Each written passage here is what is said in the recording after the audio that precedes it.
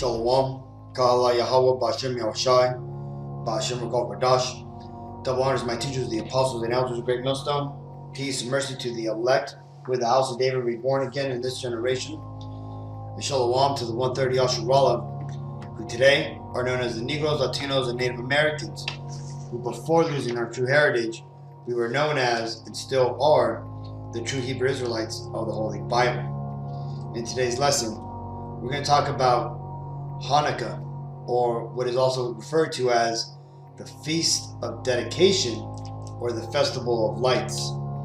But before we get into what Hanukah is and who actually this holiday is for, let's go and read about where you could find the Feast of Dedication, or Hanukah, in the actual Bible, right? Because one thing, during this upcoming holiday season, right, this pagan holiday season, the world is on its way to celebrate so-called Christmas, right, in the belief that it is the commemoration of the birth of the Messiah, which it is not, right? The Christmas holiday, December 25th, venerates and celebrates the birth of Tammuz, who is supposedly King Nimrod of Genesis chapter 13, in the reincarnation. Okay, he is a wicked person, and basically all paganism,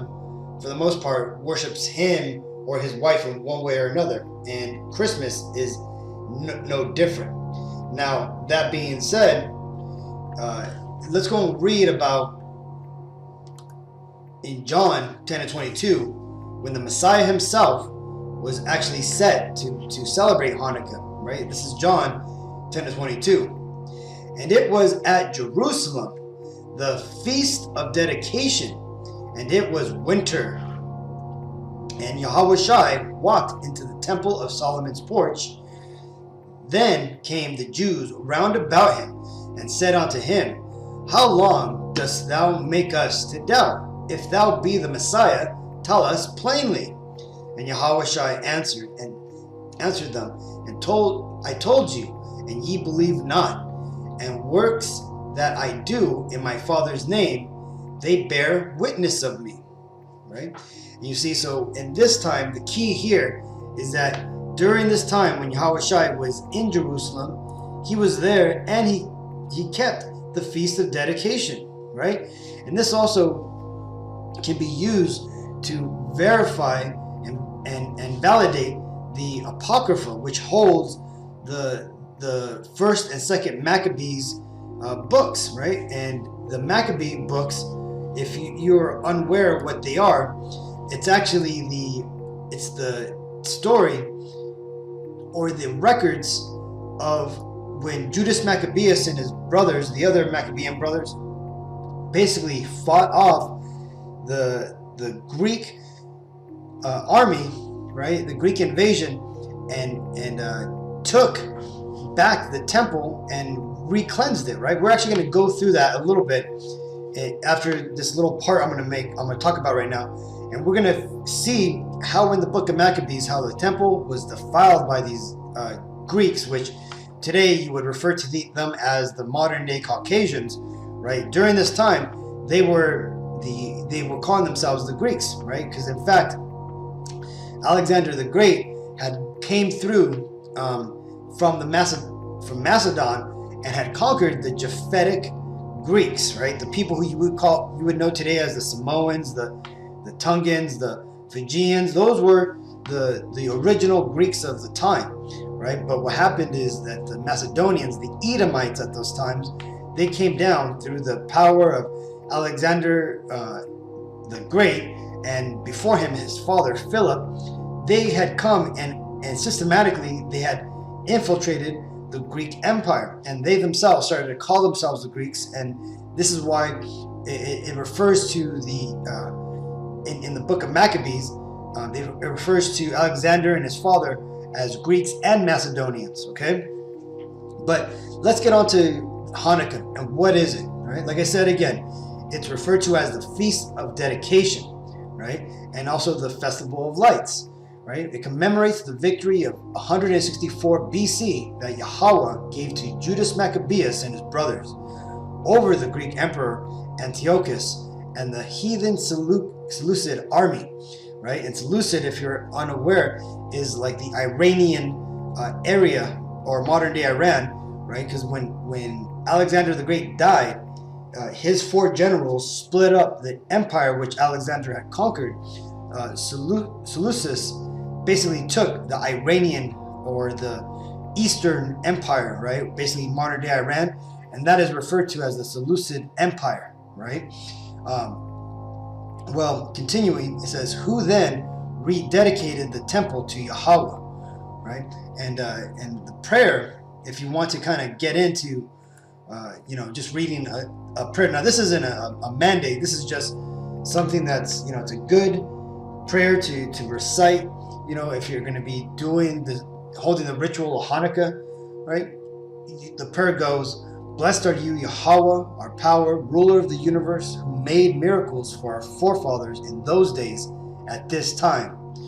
Blessed are you, Yahawah, our power, ruler of the universe, who has kept us alive, sustained us, and brought us to the season. Blessed are you, Yahawah, our power, ruler of the universe, who has sanctified us with your commandments and commanded us to kindle the lights of Hanukah. And again, right here where it says Yahawah, you could always, you should add in Yahawah, Bahasham, Yashayah, right? Because that's how you properly call upon the Most High Father's name, okay, through His Son. Now, we're going to go ahead and read some scriptures that talk about how the temple was originally made abominable. But before we do that, let's go ahead and just go through the lighting of the menorah, right? Now, one thing you're going to notice is that this menorah isn't the 7 stick menorah, right? It is the 9 stick, right? 1, 2, 3, 4, 5, 6, 7, 8, 9, right? And why is that? Because you're celebrating 8 days, which the Lord, we've been commanded to keep this festival for, okay? Now, there's also Jewish fables that say that there was a lamp that was lit, and actually it's not a Jewish fable; it's recorded, right? But it is a smaller portion to that story of why it's eight days, right? But the thing is that there was a little bit of oil given to us in a lamp that we used to light the menorah, but that little bit of oil lasted 8 days, right? It's lucky if I said that wrong, but that's why we're celebrating 8 days, okay? But let's go ahead and read real quick the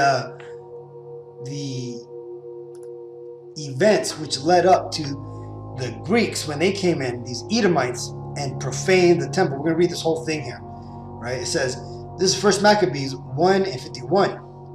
In the self same manner wrote he to his whole kingdom, and appointed overseers over all the people, commanding the cities of Judah and to sacrifice city by city.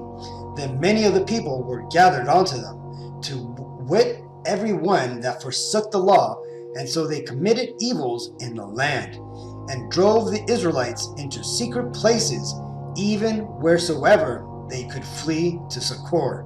Right? And this is when that evil, Antiochus, he basically had written laws, man. Basically, he had made decrees that the Israelites were no longer to keep our customs. We couldn't, hold Hanukah. We couldn't hold the things that we were commanded to do. Well, at this time, Salaki, it wasn't Hanukah, because this hadn't come.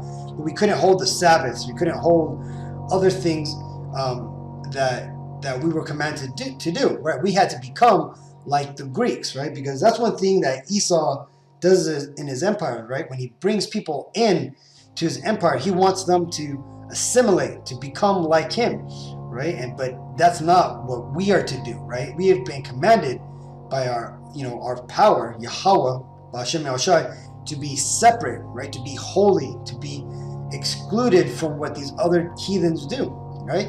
And in this case here,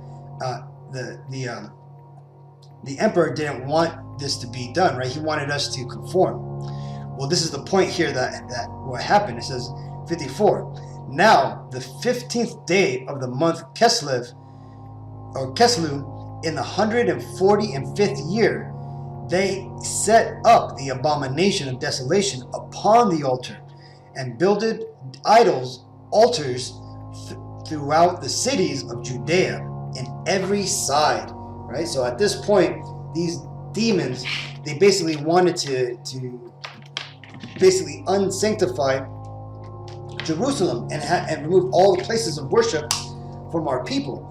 So what did they do? They set up these altars. They sacrificed pigs upon the Holy of Holies. They did all these abominable things like it says here, to make the abomination of desolation, right? It made the temple abominable, so that way the spirit of the Most High fled from there, man. So let's continue. And when they had, it says, and burnt incense at the doors of their houses and in the streets. And when they had rent in pieces the books of the law, which they found, right? Because see, these Edomites, they didn't want us to even read the Bible. They burnt them with fire. And whosoever was found with any the book of the testament, or if any committed the law, the king's commandment was that they should be put to death, right? So you see, during this time, we were not permitted to keep our laws, right? And that's ultimately coming back in this time, man. In one way or another, these devils eventually are going to make it a crime to read the Bible out in public, right? And it's going to get to the point where anybody reading any type of scriptures are going to be seen as possible terrorists and whatnot, right? Well, eventually in the scriptures, it talks about how Judas won back the temple and was able to reclaim it. Let's read that now. This is 1 Maccabees 4:36. Cast them down with the swords and them that love thee, and let all those that know thy name praise thee with thanksgiving. So they joined battle, and there were slain of the host of Yashayah's about 5,000 men. Even before them were they slain. Now, when Yashayah saw his army put to flight, and the manliness of Judas' soldiers, and how they were ready either to live or die valiantly, he went to Antiochia and gathered together a company of strangers, and having made his army greater than it was, he purposed to come again to Judea. And here's the point. Then said Judas and his brethren, behold, our enemies are discomfited. Let us go up to cleanse and dedicate the sanctuary. You see that? So right here is the point where Judas and the Maccabean brothers basically took back the temple and were able to re-cleanse it, right? It says 37.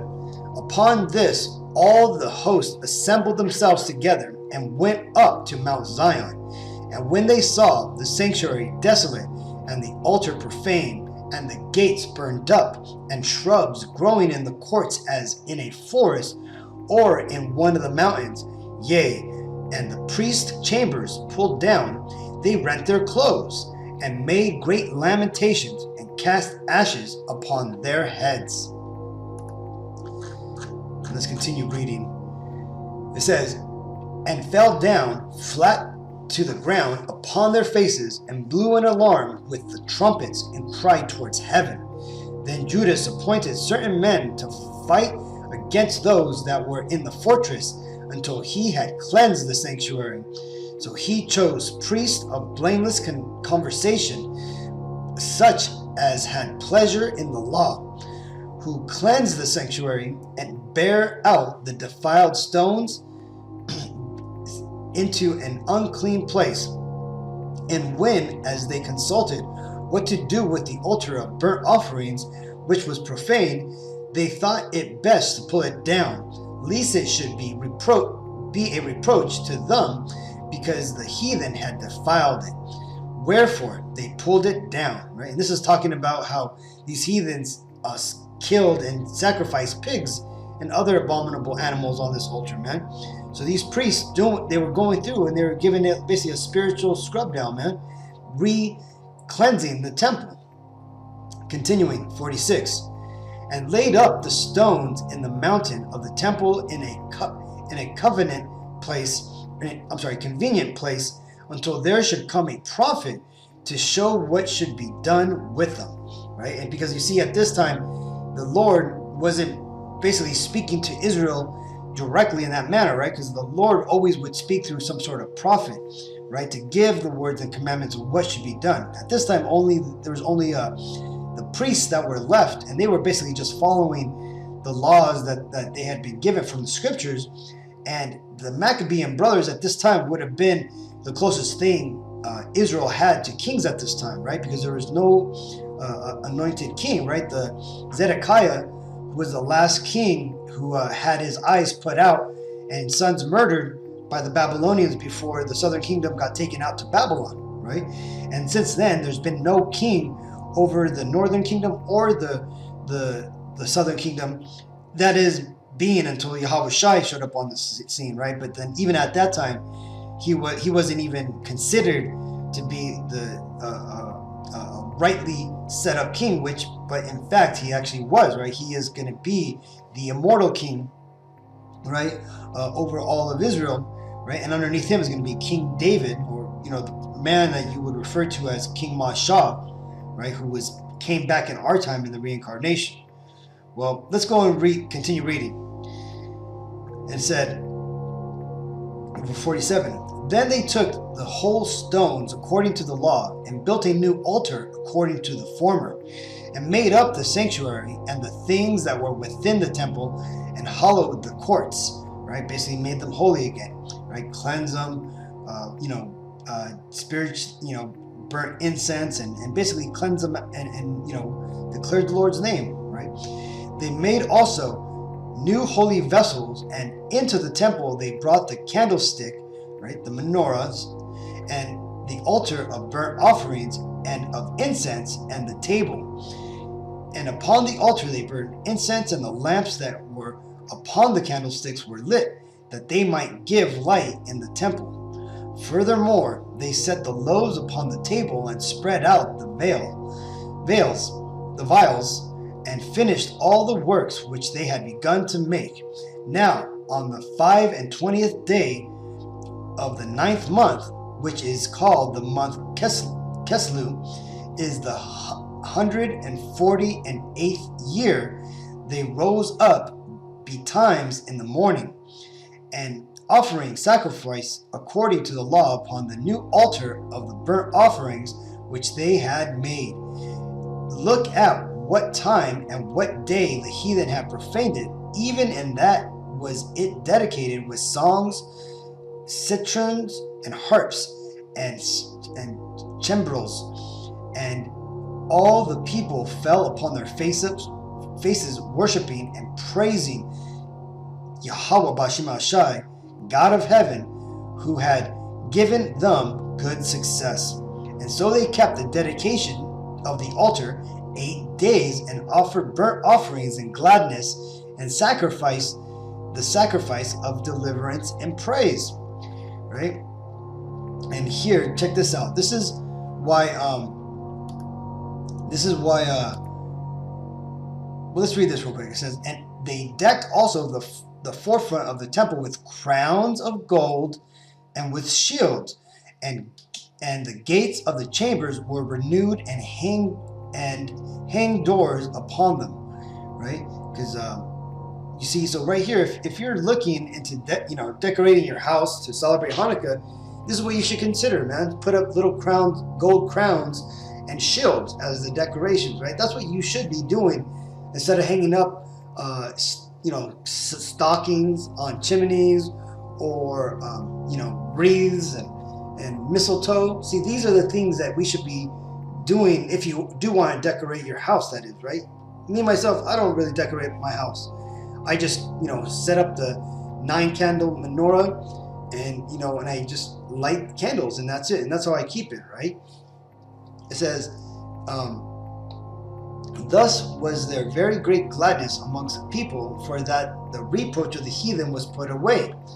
Moreover, Judas and his brethren, with the whole congregation of Israel, ordained that the days of the dedications of the altar should be kept in their seasons from year to year by the space of 8 days, from the 25th day of the month Kislev, with mirth and gladness. That right there is the key, with mirth and gladness. At that time also they builded up the Mount of Zion with high walls and strong towers round about, lest the Gentiles should come and tread it down, as they had done before. And they set there a garrison to keep it, and fortified Beshurah to preserve it, that the people might have a defense against Idumea. Right? There you go. Because even though it was the Greeks who had conquered, who had came in, they're, calling them plain out who they are, right? Edom, right? That's because Idumea is the Greek way of saying Edom, okay? Now, back here to the Hanukah cutout, man. Now, as it told you in the scriptures, man, it says, now upon the same day, this is 2 Maccabees 10:5, now upon the same day that the strangers profaned the temple, on the very same day it was cleansed again, even the 25th day of the same month, which is Kislev or Kislev. Okay, now Kislev or Kaslu is the way that you would refer to the 9th month of the lunar Hebrew calendar, right? And that is what we are currently in, right? And how do you keep this? Well, first of all, you need to know when the first of Kislev is actually declared, right? And you do that by following the apostles of Great Millstone, who are in fact the high priest of the nation of Israel today on earth. Now, on my channel, GMS LA Yashayah, if you go under my playlist, I have a playlist called GMS Sabbaths. And on this Sabbath playlist, I have pretty much all the Sabbaths, from a long time ago, right? Back to 2019, even to now. Now, if you go through the apostles, every new moon they make, or before new moon, they make an announcement, which is the beginning of that new month, which is the day that all the following 4 new Sabbaths fall upon, right? So, for example, this month, the first of Kislev, right? Like I put down here, Kislev, the 9th Hebrew month, like it tells you in Psalms 81:3, blow up the trumpets in the new moon, in the time appointed on our solemn feast day, right? Well, the apostles declared that on November 4th, 2021 would be the beginning of the month of Kislev, right? The beginning of the new moon, which indicated the new month, right? And this means that for the next month, right, the next 4 weeks, that the Sabbath would fall from Thursday night to Friday evening. Now, what do I mean by that? Well, the Hebrew calendar doesn't go by Sunday, Monday, Tuesday, Wednesday, Thursday, and Friday, Saturday, right? It goes by day 1, day 2, 3, 4, 5, 6, and then the Sabbath, okay? And the way that you do this is you got to keep what's known as or referred to as the luni-solar calendar, right? The calendar always begins on the new moon day, right? This day is, again, the day that the apostles declare, right? Don't worry about what these other websites tell you that the new moon is on. It is whatever the apostles say, all right? Because they go off of a particular calendars. I think I remember hearing one time that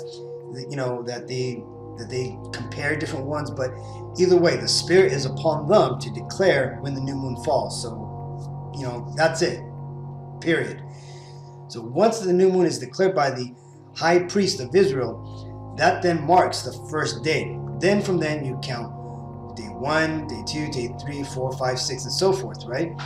Now, and it goes like that, right? These yellow 7th days are the Sabbaths, okay? Now, let's go ahead and go back to the days, right? Because when you go down to a day one, right? So right here in this tells you Thursday evening or November 4th. Well, November 4th would have been here, right? Let's pretend this is November 4th. Well, we all know that on November 4th, on sundown, like it shows you here, 6 p.m., sundown, this is when the Sabbath starts, right? Because from 6 p.m. all the way till 6 p.m. the next day, right? November 5th, this right here is what is considered the Hebrew day, okay? This is how the days are kept, right? And midday would be at 6 a.m. or basically sunrise, right? That would be midday, right? So just to give you an idea of how the Hebrew days work when you compare them to the current time and days that we are kept now under this Gregorian calendar system, okay? Now, like I said, this is the 9th month, which we currently are keeping Hanukah, right? This right here shows you how Passover is from the first month. It's the first holiday. Basically, it's our new moon. Oh, I'm sorry, our New Year's Eve. This is basically in March.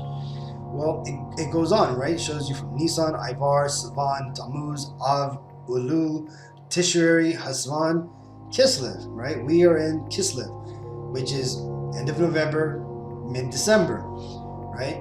And then the next 2 months are going to be Tevet and Shavat, right? And then Adar, which ultimately is where Purim is going to be kept, and then the Passover again, right? This is when we'll start doing. This will be in around springtime. Now, back to the calendar, right? When we look at the calendar, let's go zoom in here real quick. When you look at the calendar, right? We know that November 4th was at night, right? Was when the new moon or the Sabbath was called the new moon, right? Well, we also know, so the days is like it starts at night and then into the day of the next day, right? So November 5th, so November 4th, November 5th, right? And over here, this right here shows you November 5th, 6th, and so forth, right? So ultimately, Hanukkah starts here on the 25th day or November 25th, right? Basically, today we're here, right? On the 28th. So the thing is starting tomorrow, and honestly, you could do this tonight. You could do this next week. Ultimately, you keep it whenever you'd like, right? But ultimately, if you wanted to know from the 25th day until the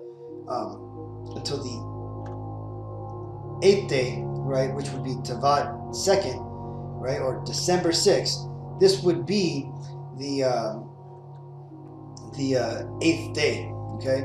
Now, that being said, what you want to do, general observance points, remember, these are not commandments. These are just kind of like things that you may want to do, right? This is what I do, right? It says you want to use a 9-candle menorah, right? If you don't have a 9-candle menorah, use your 7-candle menorah, but get 2 extra candles, right? Ideally, you want to get a 9-candle menorah, right? They're not too much. They're about like $20, $30. You get them off of Amazon. Don't get one that has a Star of David, right? I was asked by a brother recently, but you just want to stay away from that whole Star of David, because if it's connections to the Star of Rimfram, we don't know if it's a Star of Rimfram, but it more likely is, right? But ultimately, that's not a Hebrew thing. That's a so-called Jewish thing, right? Next, you want to light 1 candle of the menorah each day until all lights are lit up. So, for example, the first day, you're going to light up the first candle, right? And the second day, you're going to light up candle 1 and 2. And on the third day, you're going to light up candle 1, 2, and 3. And the way that you light them is you don't light them using the lighter itself, but you light the middle candle, which is a representation of Yahawah, right? The divine power. And you use this candle to light these additional candles, okay? And then you keep doing this until the 8th day when all the lights are all basically on. And that's how you light the menorah for Hanukkah. And again, you want to enjoy it with feast and mirth for 8 days. Now, what is feast and mirth? Well, that's up to you, right? Whatever you consider a feast, man, be it your sandwich from your favorite place, right? And for you and your family, your friends, or you want to go and make a big elaborate dinner, right? That, let that be a feast, right? But either way, just have something nice to eat. And as far as mirth, again, it's up to you. If you want to have a crazy party night with you and the Yakim, just have at it, right? If you want to have a nice, relaxing night with you and your loved ones, your family, that's another, night of mirth, right? It's basically you having a night of being happy, right? If that means giving gifts out, give gifts, right? Remember, this holiday, I myself keep Hanukkah instead of Christmas. So what I do is I perform the ritual, during this time, right? Next 8 days, and then when around December 24th, 23rd, I basically do the celebration and I give out gifts, but I do it as the gifts of Hanukkah, right? I basically redo the rituals of Hanukkah and keep the festival at that time as well, okay? So again, it's up to you how you want to do this. If you want to hold Hanukkah and all the rituals now and only now, that's up to you. If you want to do the rituals now and then do the party and the mirth again towards the end of December, so be it, right? Sometimes the Hanukkah will fall exactly upon the week of Christmas. Sometimes it doesn't. This year it doesn't, because that's just the way that the cookie crumbles when it comes to comparing the lunar solar calendar, which the Bible goes off of, and the Gregorian pagan demonic calendar, which we're currently living under. And these are just some of the things that we have to go under. Now, other things you want to do is you want to read 1st and 2nd Maccabees, right? Over the 8-day period. Now, again, you don't have to, but it's nice. So that we understand our history, we understand what we were going through, right? This is why I read that whole chapter, man, so we can understand how the temple was rededicated and cleansed again, right? Now, that being said, let's go ahead and read this right here, right? This is just another scripture that talks about how we are made. We were requested. It was a commandment for us to keep this, right? This is 1 Maccabees 4:56. And so they kept the dedication of the altar 8 days and offered burnt offerings with gladness and sacrificed the sacrifice of deliverance and praise. They decked also the forefront of the temple with crowns of gold and shields, and the gates of the chambers they renewed and hanged doors upon them. Thus was the very great gladness amongst the people, for that the reproach of the heathens was put away. Moreover, Judas and his brethren, with the whole congregation of Israel, ordained that the days of the dedication of the altar should be kept in their season, from year to year, by the space of 8 days, from the 25th day of the month, Keslu, with mirth and gladness. So hopefully this video was edifying, Akim. Hopefully this gave you a bit of information of how to keep our high holy day, Hanukkah, right, or the feast of dedication. Enjoy the next week or next 8 days that are coming up, man. Do as best as you can. Be it go all out, have a nice party, or keep it calm and subdued, right? Whatever it is, just understand that this is the time when the Lord had great mercy upon the nation of Israel, starting with Judas Maccabeus and his brothers, and also the rest of us. And this is ultimately going to happen again unto us now that we're here in Babylon the Great, that the Lord is allowing us to re-cleanse our temples, meaning our bodies, making ourselves holy and able to sanctify our bodies again for the Lord.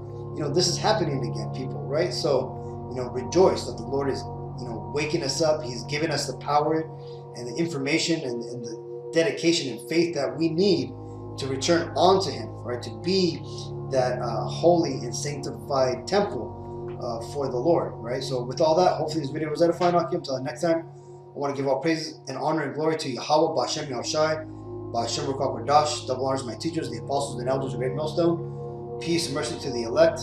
Shalom.